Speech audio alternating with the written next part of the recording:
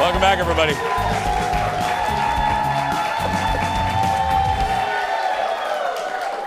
Look, I know this to be true. There's so much excitement when you move into a new home, whether it's an apartment, your first studio, whatever you're moving into. It's a chance to really show off your personal style. But before you run to IKEA or you go to the Wayfair, you got to make sure you know what you're doing and what design mistakes you can easily avoid making. Here with more, one of my favorite designers. Give it up for Heather Fox. Hi, Lovey. how are you? Good. How are you? Good. I love that. Thank you. You look great. How you doing? I'm good. I love this. I hear we have a lot to talk about because somebody just moved into a new house. I did. So in the next, yeah. And let me tell you, I was going to bring this up in the next segment, in which we'll talk about it. But what's so funny is Heather and I shot part one of a story that you will never see because it was shot in my old condo, and we were going to do a before and after. Yes. That footage will never see the light of day because I moved, but we'll see the house in a little bit. Okay, I love this topic because it's for everybody, whether Truly. they're in a condo, they're in an apartment. These are common mistakes we are all making, and we don't even know it. Number one, curtains, hanging curtains. What do we need to know? I think that oftentimes people hang curtains a little bit too low and a little too close to the window. It makes the windows feel smaller. If we take that curtain rod and we go a little bit wider, maybe 12, 10 inches outside of each window, and go a little higher, the window's gonna feel a lot bigger, the ceilings are gonna feel taller. It's just super simple. So go not only height-wise, but go wider across the window. Yeah. I did this trick recently in my basement. I have like a little podcast studio. Oh, and you know, basement windows, it's like window that big. I did floor to ceiling curtains, and it looks like it looks fancier. Yeah. Well, and not everybody's breaking the rules. You're not. Thank you. I'm trying not to. Yeah, I listened to you. Oh, this is an example. Oh my goodness, now that's high. Yeah. That's okay? It is okay. Yeah, so this is an example of if you do have vaulted ceilings, really tall ceilings, you don't have to go just like 8 or 10 inches above your window. You can go up to the ceiling. You can, okay. Yeah. Because you know, on TikTok, there are designers that go out there, they go, your couch should be exactly 3 inches from your coffee table. Is there an inch thing there's no rules as far as a designer basic as far as where you put the curtain rod? I mean, a little bit, okay. Kind of, yes. I would say that you want to be, if you have a standard ceiling, if you're 8 feet or 9 feet in a ceiling, probably 4 or 6 inches below the ceiling. Got it, 4 to 6 inches, because I know you all are wondering, you're gonna get your tape measure out. Okay. We go from curtains, let's go to the floor, rugs. Yes. We make we make an easy mistake with this. This one I see all the time. Rugs are too small for the space. It shouldn't look like the don't there. It shouldn't look like the don't. Yeah. We don't want it to be so tiny. It makes your furniture feel really massive. The scale is off. So the rule is you want your front furniture legs to sit on the rug. Do you guys hear that? I know some people are saying, I know they're going to say, well, that makes me bring my furniture in. Isn't that going to make the room look small? Your reaction to that? You need a bigger rug then. Yeah. Yeah. Yeah.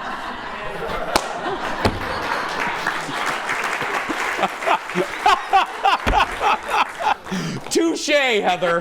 Touche. But no, I did this rule. You'll see when I show you my pictures of the living room. I moved a chair forward. I looked at Colin. I go, that front leg isn't on the rug, and we got a 9 by 11. I got the biggest rug that Jill Zarin made. I'm like, give me the biggest rug. Yeah.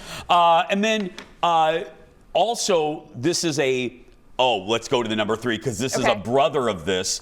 Floating furniture. Talk to us. Well, I don't love when all of the furniture is touching a wall, right? Let's pull it out a little bit. It makes it just feel a lot more intentional, right? And it can make the space feel just a little cozier. Your sofa doesn't have to be up against a wall. It doesn't have to be against a railing or something like that. Just pull it off. Give it a few feet even. And that's even if you feel like it's making the room smaller, it's not. It's making it cozier. That's the get the benefit. Right, exactly. And in some ways, it actually makes the space feel a little bit bigger because there's more space in all of the areas, more floor kind of scene. Because it's so easy. We've all done it. I'm sure you're all watching and you're looking at your living room right now if you're watching us. And you're looking, and our instinct is just to push everything because we're thinking, oh, if we put all the furniture around the perimeter, we'll have more room in the middle. Right.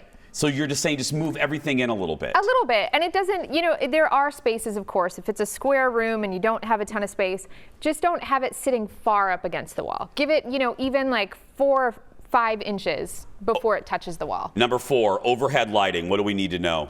Overhead lighting is great. We love it. Add some layered lighting in. So lamps. What that means is lamps. So even if you have like a cup, what is it called? Not puck lights, but can lighting. Can lighting. Can lighting. Add lamps to accent that. Exactly. Yeah. Okay. Yeah. Just don't rely on one source. Exactly. And here's an example. That last photo was one in a kitchen. Like, you can put a lamp anywhere. It doesn't have to be just right next to a sofa. It can be sitting on a desk. It can be sitting on a kitchen counter, an island. Well, island might be a little trickier. Oh, that's not an island, but the counter in the back, yes, by like little cookbook thing. Exactly. Okay. Finally, number 5, art. What are we doing wrong? What can we do right? I see this all the time. People hang art too high. Oh. Way too high. What's the rule? The rule is about the center of the piece of art should be about 56 to 58 inches off the floor. Really, for me, that's eye level. It should be, so the center of that art should be right about at my eye level. Or I like what it says right there, about 6 inches from, if you have a credenza or you have an end table, you said about 6 inches. Yeah, exactly. That would be the one where it maybe is a little bit on the lower side, is that you don't want it, if there's a low credenza, you don't want the art too high up above. And really quick, what do you think about, I just watched a TikTok of this woman who put this very small picture like this big on a giant wall. Yeah. Your picture should match the size of the wall, right? Yes, generally. Yes, I think they are, unless you're making a true statement and it's all working together. But yes, that's another thing. People often have the scale of their art is a little bit too small for the space. I'm going to show you my living room, what we've done with it, and I need a little help from Heather that you could probably maybe take some advice from. You'll see what I mean when we come back. Back in a moment, everybody. I can't wait for you to see it. I think we did a pretty good job. Welcome back, everybody. One of my favorites, Designing with Heather Fox. Follow them on social, everybody. Fox Homes. Okay, so as a lot of people know, I just moved in. I'm 50 and I moved into my first house. I've loved living in a condo. I love living in downtown. I moved to the burbs. I'm burbing, Heather. I'm burbing. I have neighbors. I'm cutting my own damn grass. I'm a man. I spit when I mow my grass. Anyway, so I want to show you something, and I want to set this up before we roll the video, Leo, because I think maybe you guys can relate. In my living room, because you believe, and back me up here, don't you think your home should, this sounds so woo-woo, but your home should be a reflection of you, right? 100%. 100%, absolutely. So I told Heather that one of the places that mean a lot to Colin and myself is Hawaii. It's where we had our honeymoon. We have a lot of friends there. The culture means a lot to me. The people, I love the people of Hawaii. But I didn't want to do like a tiki bar. I wanted it to be subtle. So we did our living room with a Hawaii slant. But when you do something like this, sometimes you look at your drapes and you go, you've done all this stuff, and do I just do a solid drape? So here's my living room. Okay. This is what we've done in the living room. All now, right. You'll see, it's so good. It's like a light green couch, yes. Light wood coffee table. You'll see some, kind of that mirror has kind of a rope around it. We've mixed light with the black, Heather, which I learned about watching one of your designs. But see, I have those boring white drapes. You see the wicker, the rattan kind of cabinet I have. There's my rug. Again, I'm pulling just slight with the plant, a little bit of inspiration from Hawaii. What should I do with those drapes? Oh. Could I do a pattern? Yes, absolutely. Okay, first question. Do you need something that's like actually blocking the light, or is it more just for... It's more, I don't care. I love the natural light. My best friend Lisa LaCourcier always walks in my house and she was like this, I love the natural light. Yeah, I have a lot of windows, so I don't need it to block the light. Yeah, okay, then I think you should do a linen, a nice texture, right? Kind of bringing in a little bit of that like Hawaii vibe even with the texture, and maybe a bit of color. A little bit bit of color. Yeah, yeah. Okay, now here's a question. Like let's say all of you have a green couch like I do. Yeah. I'm literally sitting here, and I'm gay, so I should be able to decorate. But it's my people's work. But that and flight attending.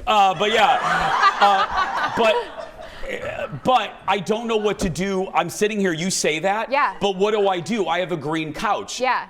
Do I do green curtains? What do I do? No, okay, let me tell you. I think that your sofa feels like kind of a neutral to me, actually. Like, I know that it's a color. It is, yeah. But to me, greens and blues kind of become neutrals, right? Oh.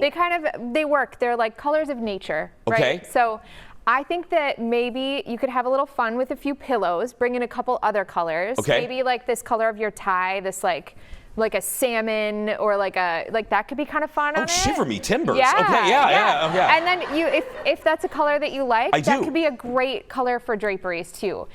My rule, Jason, is that if you have like a color or something happening, you want to see it repeated 3 times in the space, even if it's like really small. Like did you hear that? Yeah.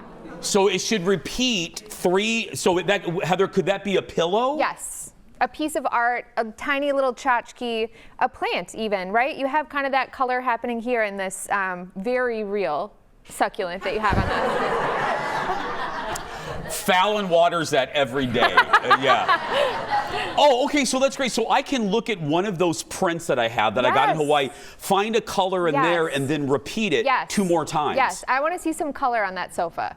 I do. That sofa is beautiful. Oh, thank you. It's awesome. Love Got it on sale. Add a little pattern, a little color, and then pull that out in your draperies. I love that rule. You just taught everyone's going to do that now. Three times with one color. Yeah. I love it. Yeah. She's the best. Give it up for Heather Fox. Head to her website, foxhomes.com. Follow them on socials as well. We'll be right back. Back in a moment, everybody. Stay with us. That is great. I never knew that. Yeah. But so I could do.